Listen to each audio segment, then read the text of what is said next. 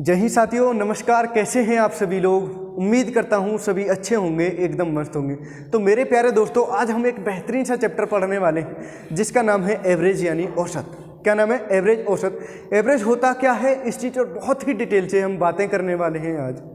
जैसे मैं आपसे कहूँ एवरेज, एवरेज यानी क्या होता है? औसत। हिंदी और इंग्लिश दोनों में हम बातें करेंगे, हिंदी और इंग्लिश दोनों में हम पढ़ाते चलेंगे, बातें करते चलेंगे। तो देखो मेरे प्यारे दोस्त, एवरेज होता क्या है? काफ़ी सारी चीज़ों को समतल करना यानी कि बराबर करना ही एवरेज कहलाता है। जैसे मैं आपसे कहूँ कि एक भाई के पास 500 रुपये हैं, एक दूसरा भाई है जिसके पास 100 रुपये हैं, तो ज़्यादा वाले से कुछ ले लेते हैं और कम वाले के लिए दे देते हैं। जहाँ भी जाकर के चीज़ें इक्वल हो जाती हैं, बराबर हो जाती हैं, उसी को हम एवरेज यानी औसत बोलते हैं। जैसे एक सिंपल सी भाषा में मैं आपको समझा दूँ कि एक भाई के पास 20 रुपये हैं और एक दूसरे भाई के पास 30 रुपये हैं, तो इनका हम एवरेज कैसे निकालेंगे मेरे दोस्त? तो एवरेज निकालेंगे 30 और 20 50, और संख्याएं कितनी हैं? 2, तो 2 से डिवाइड कर देंगे तो कितना आ जाएगा? 25 आ गया।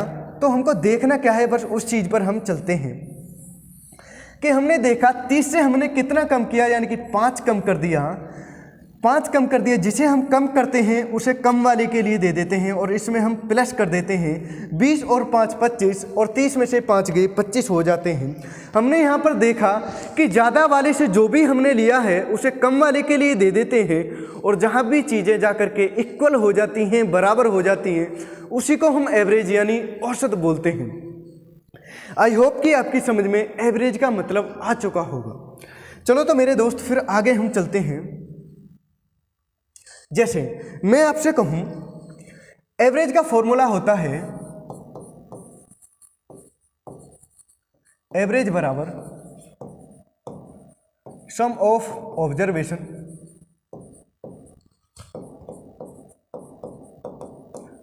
ऑब्जर्वेशन बटे नंबर ऑफ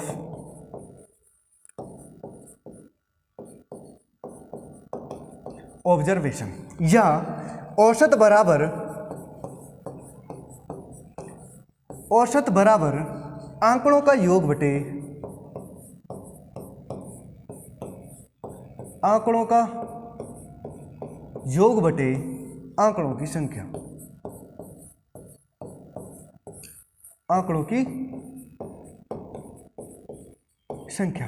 बट मेरे प्यारे दोस्तों, जब हम किसी भी कोचिंग करने के लिए जाते हैं तो हमारा एक उद्देश्य होता है कि टीचर हमको कुछ ऐसा पढ़ा दे जिससे हमारा क्वेश्चन विद इन सेकंड में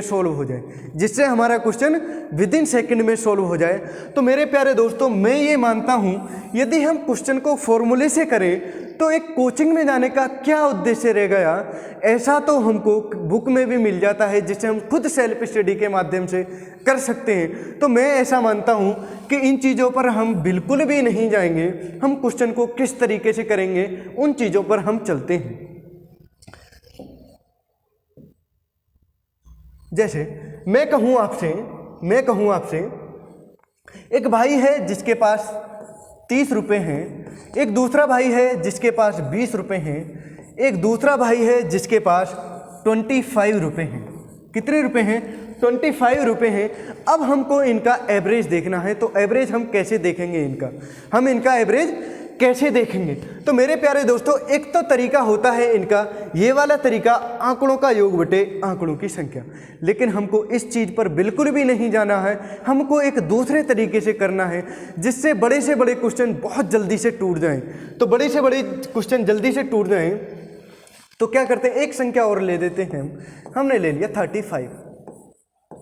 तो हमको इनका एवरेज देखना है। तो एवरेज देखने का क्या तरीका है? एक तो हमारा ये तरीका है 35 + 30 + 20 + 25, और कितनी संख्या हैं? ये 4 संख्या हैं, और 4 से डिवाइड कर देंगे, इनका एवरेज निकल आएगा। बट हमको इस तरीके से बिल्कुल नहीं करना है, हमको एक दूसरे तरीके से करना है। हम कैसे करेंगे? एक संख्या को हम एवरेज मान लेते हैं। जो आपका दिल करे आप एवरेज मान सकते हैं, जो भी आपका दिल करे। एक मान लो आपका दिल करे 1,00,000 मान लो, जो भी आपका दिल करे आप मान सकते हैं, बट हमको एक इनमें से ही एक संख्या को एवरेज मानना होता है। क्यों मानना होता है?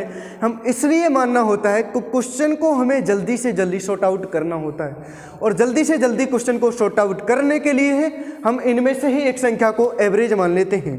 और हमने एक एवरेज माना,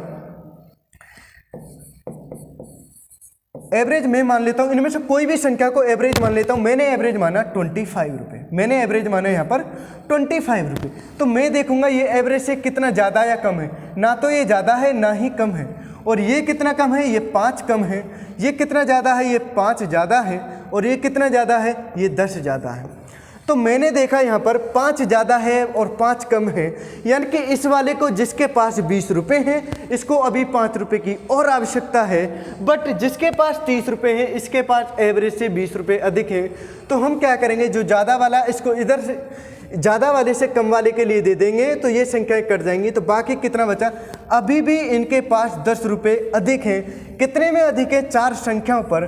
तो 4 से डिवाइड कर देंगे तो कितना आ जाएगा? 2.5। कितना आ जाएगा? 2.5 की अभी भी वृद्धि हो रही है।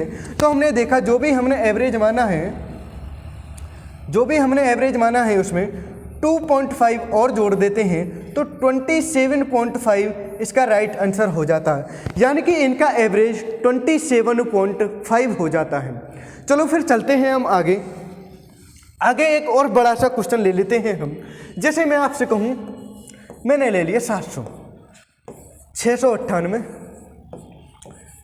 702 और 750 और 755, ऐसा हमने मान लिया। तो हम इनमें से एक संख्या को एवरेज मान लेते हैं। मेरे दोस्त, इनमें से एक संख्या को एवरेज मान लेते हैं। किस संख्या को हम एवरेज माने? या तो हम एक ऐसी संख्या को एवरेज मानते हैं, यानी कि बड़ी वाली से छोटी और छोटी वाली से बड़ी, लगभग उनमें से ही कोई संख्या एवरेज, उसका आसपास का ही आंसर आएगा। यदि ऐसा नहीं देखते हैं हम, तो एक दूसरा तरीका क्या है कि जिन संख्याओं के लास्ट में 0 आ रही हों, उसे हम एवरेज मान लेते हैं। क्यों मान लेते हैं उस संख्या को हम एवरेज? इसलिए मानते हैं कि जोड़ने और घटाने में हम थोड़ी सी आसानी हो जाती है। चलो कोई छोड़, लाइट चली गई ना।